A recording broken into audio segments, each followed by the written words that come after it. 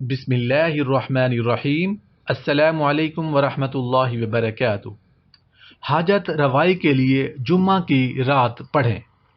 اگر کوئی ایسی جائز حاجت جس کی جلدی پوری ہونے کی خواہش رکھتا ہو، جس کے بارے میں وہ بہت زیادہ کوشش اور جد و جہد کر رہا ہو، تو اسے چاہیے کہ وہ جمعہ کی رات کو نماز عشاء کے بعد 4 رکعت نفل نماز اس طرح سے پڑھے کہ ہر رکعت میں سورہ فاتحہ کے بعد 21 مرتبہ آیت کریمہ یعنی لا الہ الا انت سبحانک انی کنت من الظالمین پڑھے۔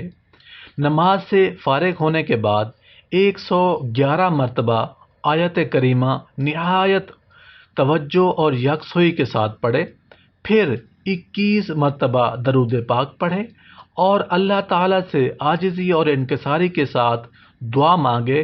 انشاءاللہ تعالیٰ بہت جلد اس کی حاجت پوری ہو جائے گی انشاءاللہ۔ آمین یا رب العالمین۔ السلام علیکم ورحمۃ اللہ وبرکاتہ۔